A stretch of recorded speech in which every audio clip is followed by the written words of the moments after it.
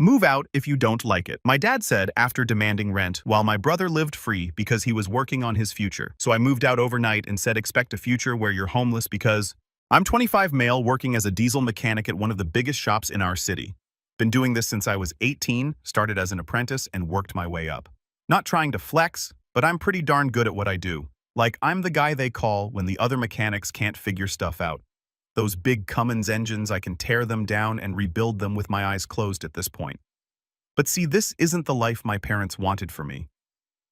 Mom, 52 female, and Dad, 54 male, had this whole plan where I'd go to college, get some cushy office job, and be their perfect success story.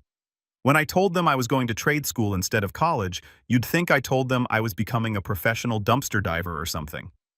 The disappointment was real. Then there's my younger brother, Jake, 20 male. This kid, man, where do I even start? Picture the most stereotypical entitled Gen Z kid you can imagine, then multiply that by 10. That's Jake. While I'm out there busting my backside in 95-degree heat, crawling under trucks and coming home looking like I took a bath in motor oil, this dude's living his best life playing video games and finding himself. The real fun started when I turned 21. I was making decent money by then, not Jeff Bezos money or anything, but solid enough to have my own place if I wanted. But my parents hit me with this whole family should stick together speech. Stupid me, I bought into it. That's when they dropped the bomb. I needed to start paying rent, $800 a month to be exact. Now I'm not against paying rent. That's fair, right? I'm an adult making money should contribute to the household. But here's where it gets messed up. Jake pays nothing. Zero, zilch, nada. Their excuse, he's still in school. Yeah, school meaning taking 2 classes at community college that they're paying for, which he's probably going to fail anyway because he spends more time on his PS5 than in class. Let me break down a typical day in our house because this stuff is important for context. I'm up at 5:30 a.m., at the shop by 7, working my backside off all day, dealing with crazy deadlines, angry customers, and engines that weigh more than my brother's car. Meanwhile, Jake rolls out of bed whenever he feels like it, maybe goes to his one class of the day, if he's feeling ambitious, then parks his backside on the couch for his daily gaming marathon. Mom makes his breakfast, his lunch, his dinner, does his laundry, cleans his room. Kid's living like he's got a personal butler service. Me, I'm lucky if there's any food left when I get home. Half the time I'm grabbing drive-thru on my way back from work because Mom didn't know when I'd be home, so she didn't make extra. The double standards were so obvious it was almost funny. If Jake leaves dishes in the sink, no problem. If I leave a coffee mug out, you're being disrespectful to the household. Jake wants new gaming equipment. They'll have it ordered before he finishes asking. I need new tools for work. You know my actual job. You make good money, you should pay for that yourself. But here's the real thing, and I didn't find this out until much later. They were using my rent money to pay the mortgage. Not like contributing to it, straight up using my $800 to make the whole darn payment. So basically, I was paying for the roof over all our heads while being treated like some unwanted house guest. I tried talking to them about it multiple times. Every conversation went the same way. Me. Don't you think it's unfair that I'm paying rent while Jake lives here? Free? Mom, he's focusing on his education. Me, he's barely passing his classes. Dad, don't be jealous of your brother. Me. When I was his age, I was already working full-time. Mom, everyone's path is different. Dad, if you don't like it, you can always move out. And round we'd go. It was like talking to a wall, except the wall was actively gaslighting me. The crazy thing is, I put up with this for years. Kept telling myself it was temporary, that eventually they'd see how messed up it was, that Jake would grow up and start contributing. Instead, it got worse. Way worse. And on top of that, my parents had this really interesting way of defining rent. According to them, that $800 only covered my bedroom and basic utilities. Everything else? That was extra. Want to use the washing machine? That'll be $30 extra per month for water and electricity usage. Want to park in the driveway instead of on the street? $50 monthly parking fee. Need to store your work tools in the garage. Another $40 for storage. I wish I was making this stuff up. Meanwhile, Jake's living like he's at a 5-star resort. Kid has the master bedroom. Yeah, you read that right. They gave him the bigger room when he turned 18 because he needs space for his gaming setup. He's got his own bathroom while I'm sharing one with my parents like I'm still in high school. And get this, he has a dedicated gaming room that used to be my dad's office. They literally moved all my dad's stuff to the dining room so Jake could have a proper streaming setup. One day, I'm doing an oil change on my truck in the driveway, because where else am I going to do basic maintenance? Jake comes out whining about how the noise is ruining his stream. My dad actually had the nerve to tell me I needed to do my vehicle maintenance at the shop instead, on my day off using shop equipment I'm not supposed to use for personal vehicles, because it was disturbing precious Jake's Twitch stream that has like 12 followers. But the real kicker, the absolute cherry on top of this mess, they started itemizing my food consumption. No joke, Mom would go grocery shopping. And suddenly, there's a list on the fridge with Mike's portion calculated down to the last darn slice of bread, a gallon of milk. That's $4.50 on my tab. Used 3 eggs for breakfast, $1.50. Want some of the dinner Mom cooked? Better cough up your share of the ingredients. Jake, though. This kid's eating like a king. Mom's making him special trips to Whole Foods for his dietary preferences. Translation. He watched some YouTuber talk about organic food and decided he's now a health guru. He's got his own snack cabinet that's literally labeled, Jake's Do Not Touch. Meanwhile, I bought myself a pack of protein bars and found half of them gone the next day. When I brought it up, Mom said, "You should hide your food better if you don't want to share with family." Share with family. The irony was so thick you could spread it on toast. The financial drain wasn't even the worst part. It was the constant psychological warfare. Every family dinner. The ones I was allowed to join if I paid my portion turned into a highlight reel of Jake's achievements. Jake might start streaming full-time. Translation, he's dropping out of community college. Jake's got such a good eye for investments. He bought some sketchy crypto after watching a TikTok about it. Jake's really finding his passion. He spent $300 of their money on a course about becoming an influencer. Me, I could literally rebuild an entire semi-engine, save a trucking company thousands in repairs, and get a commendation from my boss, and the most I'd get is, "That's nice, honey." Jake, tell us more about your new YouTube channel. The worst part was watching my skills and hard work get completely dismissed while they celebrated Jake's every minor achievement. I won Mechanic of the Month 3 times in a row at my shop. Crickets. Jake got 100 followers on Twitch. Mom made him a darn celebration dinner. One particular day really stands out. I just finished a massive job. We're talking 16-hour day complex transmission rebuild on a $200,000 truck that needed to be back on the road ASAP. Customer was so happy with my work, they sent a thank you letter to my boss and gave me a $500 tip. I came home actually excited to share some good news for once. Walk in the door and the house is in full celebration mode.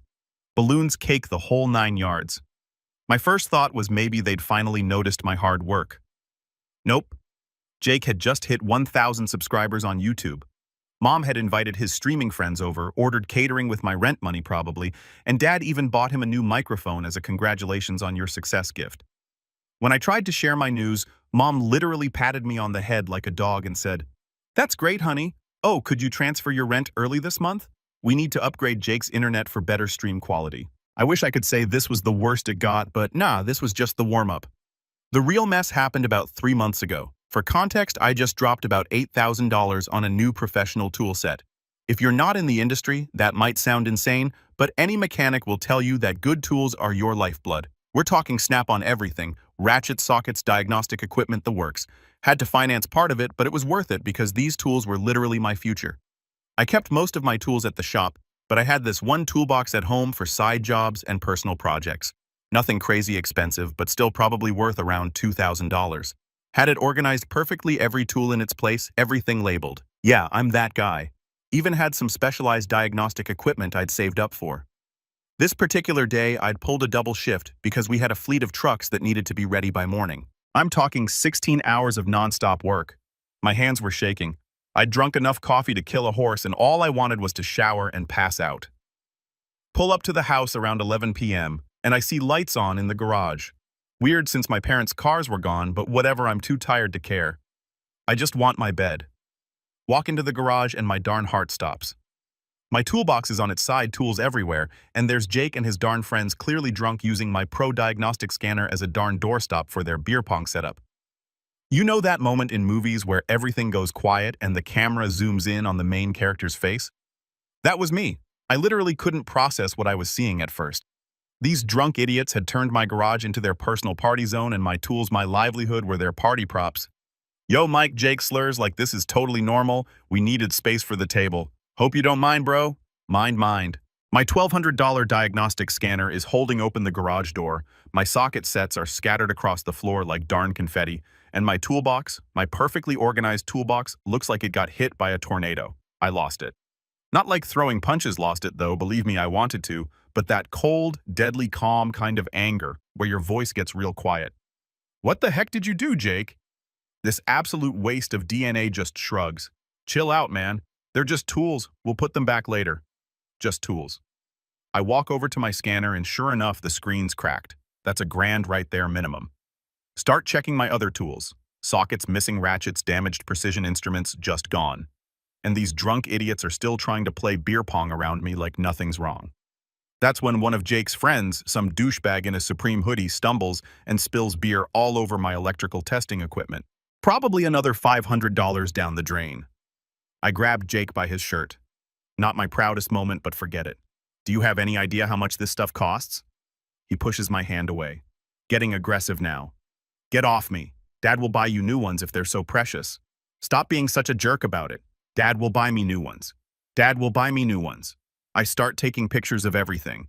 The damage, the beer cans, the whole scene. Jake's starting to look nervous now. What are you doing documenting everything before I call the cops? That sobers him up real quick. You wouldn't dare. We're family. And that's when my parents walk in. Perfect timing, right? Mom takes one look at the scene and starts yelling at me for grabbing Jake. Dad's right behind her, already running his mouth about how I'm overreacting. They're just having some fun, Dad says, like I'm the jerk here. You can't expect them to not use the garage just because you keep your stuff in here. I show them the broken scanner. Mom's response. Well, maybe if you paid more rent, you could have a proper storage space for your things. That was it. That was the moment something in me just broke. Or maybe it finally got fixed. I don't know. I looked at them, really looked at them. My mom fussing over Jake like he's the victim. Jake smirking behind them because he knows he's untouchable. You're right, I said real quiet. I should get proper storage for my things. Went upstairs, grabbed my laptop, and started making calls. That night, after everyone went to bed, Jake passed out on the couch. Of course, I sat in my room and did something I should have done years ago. I made a spreadsheet. Yeah, I know, super exciting, right? But trust me, this spreadsheet became my weapon of mass destruction. I documented everything. Every single penny I'd paid them over the past 4 years. $800 monthly rent equals $38,500. Utility fees equals $4,800. Parking fees equals $2,400. Storage fees equals $1,920. Food contributions equals roughly $7,200. Various household expenses, they made me cover $5,000 plus grand. Total almost $60,000. $60,000. That's not even counting all the tools Jake and his friends destroyed. While I'm putting these numbers together, I get this text from Jake. Hey bro, sorry about the tools and stuff. Dad says he'll give you $200 to replace anything that broke. We good $200 for thousands in damaged professional equipment. I didn't even respond. Instead, I started making calls. First to my buddy Chris, who works in real estate. Turns out he had a client with a garage apartment for rent. Then to my bank to check my savings. Thank God I'd been putting money aside despite my parents bleeding me dry. Finally to my boss to ask about picking up some extra shifts. But here's where it gets interesting. Remember how I mentioned I've been paying their mortgage without knowing it? Well, I did some digging. Turns out my $800 rent was exactly the amount of their monthly mortgage payment. Not close to it exactly it. They hadn't been contributing a single penny to the mortgage in 4 years. So I came up with a plan. A beautiful karma-filled plan. First step, I signed the lease on that garage apartment. It was small, but it had a secure space for my tools and no entitled little brothers using my stuff as party decorations. Put down the deposit that same night. Second step, I started moving my stuff out quietly. Not everything at once, I'm not an amateur. Just a few things each day when nobody was home. The important stuff went first. What was left of my tools? Important documents, irreplaceable items. Nobody noticed because, well, nobody ever paid attention to my stuff anyway. Third step, I documented the tool damage meticulously. Took photos, videos, got written statements from 2 of Jake's friends who were actually decent enough to feel bad about what happened. Made copies of everything and stored them in 3 different places. This would come in handy later, trust me. Fourth step, I went to the bank and opened a new account at a completely different bank. Started redirecting my paychecks there, canceled all the automatic payments to my parents' accounts. But the master stroke, I waited. See, I knew exactly when their mortgage was due the first of every month. And I knew they hadn't saved a penny, because why would they? They had their reliable cash cow living upstairs. The whole time I'm doing this, life went on as normal. I kept going to work, kept nodding along at dinner when they praised Jake's latest business idea. He was now convinced he could become a cryptocurrency millionaire. Kept acting like everything was fine. Mom did try to talk to me about the tool incident once. She came to my room with that fake concerned look she'd perfected over the years. "Honey, I know you're upset about your tools, but Jake feels really bad about it. Maybe if you hadn't left them in the garage." I just nodded and said, "You're right, Mom. I should find a better place to keep my things." She looked so relieved, probably thought I was finally understanding their side of things. Little did she know I was already 3 steps into my exit strategy. The best part, Jake kept making it easier for me to justify what I was about to do. Every day there was some new nonsense. He borrowed my car without asking, came back with an empty tank, had his friends over again. He even had the nerve to ask me to co-sign for a loan so he could invest in his streaming career. Meanwhile, I'm watching my parents enable everything. Dad bought him a new gaming chair because his back was hurting from streaming too long. Mom was now doing his laundry and folding it and putting it away because he was too busy with content creation. All while I'm still getting bills for my share of utilities and being told I need to contribute more to the household.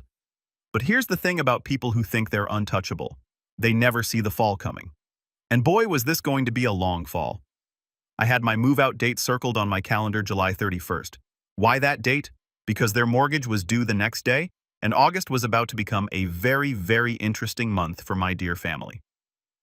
July 31st, I'd taken the day off work first time in months and made sure to wake up early, like 5 a.m. early. Why? Because I wanted to be gone before they could try to stop me or guilt-trip me into staying. I'd seen enough Reddit stories to know how these things usually go down. My new place was already set up. I'd been secretly moving stuff over for weeks. All that was left was my bed, my work clothes, and a few boxes of random stuff. I'd rented a small U-Haul the night before and parked it around the corner where they couldn't see it. The best part, I'd scheduled my move for the exact day I knew would hurt them the most. See, their mortgage was due on the 1st, and I knew for a fact they didn't have the money. How? Because I'd accidentally seen my mom's online banking screen when she was asking me to loan her money for Jake's new streaming microphone last week. Their account had less than $1,000 in it. The plan was simple: get my stuff out, leave my key, and ghost them until the inevitable meltdown. But you know what they say about best-laid plans. I'm quietly carrying out my last box when Jake stumbles out of his room.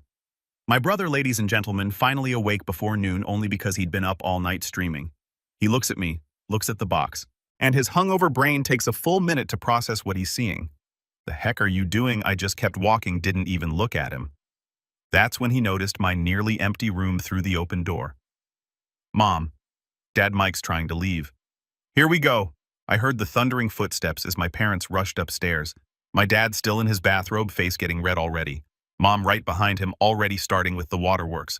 What is the meaning of this? Dad's using his authority voice, the same one that used to scare me when I was a kid. Not anymore. I sat down my box calmly. "I'm moving out." "Like heck you are. You can't just leave. What about your responsibilities to this family?" I pulled out my phone, opened my spreadsheet. "You mean these responsibilities?" Started reading out the numbers. Every payment, every fee, every dollar they'd squeezed out of me while letting Jake live like a prince. Mom's face went from fake tears to real panic as the numbers kept going. "That's $60,000 over 4 years," I finished. "Oh, and here's the best part. I know that's been going to the mortgage that's due tomorrow." Dad's face went from red to white so fast I thought he might pass out. Mom grabbed the wall for support. Jake just stood there, mouth open like a fish. You can't do this to us," Mom whispered. "Actually, I can. And I am. But wait, there's more." I pulled out a manila envelope. "This is all the documentation of the tools Jake and his friends destroyed. About $3,500 worth of professional equipment. I'll be filing a small claims court case next week unless I'm reimbursed in full." Jake started sputtering. But you're my brother. You can't sue me." "Watch me." Dad tried to step in front of the door. "You're not leaving until we sort this out. I'm 6'2" and work with heavy machinery all day. Dad's 5'10" and hasn't seen a gym since the 90s. I just looked at him until he moved. "The rent you've been charging me. That's more than my new place costs. The utility fees, stuff you made up to fund Jake's lifestyle. The storage fees for my tools. Look how well that turned out. I picked up my box again. I've got all the documentation, all the payments, all the texts where you demanded money, every receipt, every bank statement. If you try to cause problems, it all goes to a lawyer. Mom was full on crying now. Please, the mortgage. We don't have. Not my problem anymore. Maybe Jake can start paying rent. Oh wait, that would require him to actually have a job. Jake lunged at me. I sidestepped and he crashed into the wall. Real tough guy when he's not surrounded by his drinking buddies. By the way I added heading down the stairs, I've already changed my direct deposit information at work and closed our joint account. Good luck with the mortgage tomorrow. I heard Mom collapse onto the floor, sobbing. Dad was yelling something about family duty and responsibilities. Jake was still threatening me, but now from a safe distance. I loaded my last box, got in the U-Haul, and drove to my new place. Total silence from them for about 6 hours. Then the texts started. Oh boy, did they start. Let me paint you a picture of how that first day went down hour by hour. I watched their messages evolve from anger to panic to straight-up desperation. It was like watching the 5 stages of grief, except nobody died, just their financial stability. First wave came from Dad, all righteous anger. 8:15 a.m. Get back here right now. 8:20 a.m. You're making a huge mistake. 8:45 a.m. No son of mine acts this way. 9 a.m. Answer your phone. Jake showing his usual maturity. 12:15 p.m. You're dead when I find you. 12:20 p.m. Hope you're happy breaking up the family. I didn't respond to any of them, just kept screenshots of everything for my records. But around 3 p.m., that's when reality started hitting them. The mortgage payment was due the next day, and they finally checked their bank account. Even Jake started realizing things were serious. 7 p.m. Come on, man, don't do this. 7:30 p.m. I'll pay you back for the tools. 8 p.m. Mom and Dad are freaking out. 8:30 p.m. This isn't funny anymore. I spent that evening in my new apartment enjoying the peace and quiet, watching their messages roll in while eating takeout on my couch that nobody else had the right to use. The next day, August 1st, was when stuff really hit the fan. See, not only did they miss the mortgage payment, but that was just the beginning. Remember all those subscriptions and services they'd been paying for with my rent money? Jake's premium internet for streaming his gaming subscriptions, Mom's fancy gym membership, Dad's golf club, dues their Netflix, Hulu, Disney Plus, and whatever else. All of it started bouncing. Their cards got declined everywhere. Jake's Twitch stream went down mid-game because they couldn't pay the internet bill. You should have seen his chat explode, all 15 viewers very confused. Then the real panic set in. Mom called me crying about how the mortgage company was sending notices. Dad left voicemails about fixing this as a family. Jake's messages got increasingly desperate as his streaming setup started falling apart piece by piece. But here's the best part. They started turning on each other. Through my cousin, the only family member I still talk to, I heard about the epic fights. Dad blaming Mom for not saving money. Mom blaming Dad for spoiling Jake. Jake blaming them for not having a backup plan. Everyone blaming me for being selfish. The cherry on top, Jake had to get a real job. Like an actual job at the local Walmart. Day one, he had to help carry groceries to cars in the summer heat. Posted on his Instagram about how hard manual labor is. I nearly pulled a muscle trying not to comment. Welcome to the real world. By the end of the first week, they'd tried everything. Dad came to my workplace, security escorted him out. Mom tried to guilt my boss into giving her my new address. He laughed and said no. Jake's friends messaged me offering to pay for the tools. Too little, too late. They even sent our old pastor to talk some sense into me. But the real karma, that was just getting started. Because what they didn't know was that missing one mortgage payment was about to trigger a domino effect that would change their lives forever. Their comfortable little world where Jake was king and I was the ATM that was about to come crashing down hard. See, my parents had been living way beyond their means for years, using my rent money to maintain their lifestyle and fund Jake's dreams of internet stardom. Without my monthly $800, their entire budget went up in flames. First, the mortgage company started calling, then the credit card companies, then the utilities. Turns out they'd been paying everything on a razor-thin margin, and one missed payment was all it took to send everything tumbling down. But let me break down how it all played out, because each family member's reaction was priceless. Let's start with Jake. My precious brother's journey from future Twitch star to reality was a thing of beauty. Week 1 at Walmart, he got written up for being on his phone during shifts. Week 2, he had a meltdown because a customer disrespected him by asking him to help load groceries in the rain. By week 3, he was begging his streaming followers for donations. He made $247. The internet getting cut off was the final nail in his influencer career coffin. His last stream was him literally crying about how unfair life is while the video quality kept dropping until it finally went black. His 12 viewers were very supportive though. They spammed F in the chat. Mom's breakdown was more gradual. First, she had to cancel her fancy gym membership. Then her weekly hair appointments. Then her essential spa treatments. She tried getting a job for the first time in 15 years. Turns out professional enabler isn't an in-demand skill on LinkedIn. She ended up working at the same Walmart as Jake, different shift. The irony of them both wearing those blue vests after years of looking down on retail workers' chef's kiss. Dad's ego took the biggest hit. He'd always played the role of successful provider, even though I was the one actually providing. When he had to sell his golf clubs to make a partial mortgage payment, something in him just broke. His country club buddies stopped inviting him to their weekly games. Turns out, friendship only goes as far as your wallet in those circles. Last week, they finally had to put the house up for sale. They're moving into a 2-bedroom apartment next month, all 3 of them. Jake's furious because he has to share a room with Dad. Mom's devastated because the apartment doesn't have a proper entertaining space for her book club that she can't afford to buy books for anyway. The real cherry on top, I got promoted at work. Lead mechanic position, significant pay raise, company truck. When word got back to them, they tried reaching out again with a business proposition. Apparently, they wanted to invest in my success by moving in with me so we could pool our resources as a family. I replied with a screenshot of their mortgage statements showing how they'd exploited me for years and told them to lose my number. So here I am, sitting in my paid-for apartment, all my bills up to date, my tools safely stored in my own garage, watching my family learn some very expensive lessons about consequences. Jake's still at Walmart now in a 3-month competition with Mom for Employee of the Month. Neither has won yet. Dad's delivering pizzas at night, and I'm getting ready to take a 2-week vacation with the money I've saved since stopping my family contributions. Life's funny sometimes. For years, they treated me like an ATM, a servant, a backup plan. Now they're learning the hard way that you can't treat people like garbage and expect them to keep funding your lifestyle. To everyone who followed this saga, thanks for the support. Edit, since people are asking about the tools, yes, I did file in small claims court. Hearings next month. I have all the documentation, photos, and even statements from Jake's friends. Should be interesting. Edit 2, holy heck, this really blew up. Thanks for all the awards, and no, I won't help them get back on their feet. They can walk on their own for once. Final update, just heard from my cousin they're having a family meeting to discuss pooling resources to survive in the apartment. Apparently, they're expecting Jake to contribute 1/3 of the rent. The same Jake who called in sick to Walmart 3 times last week because streaming is his real job. Good luck with that.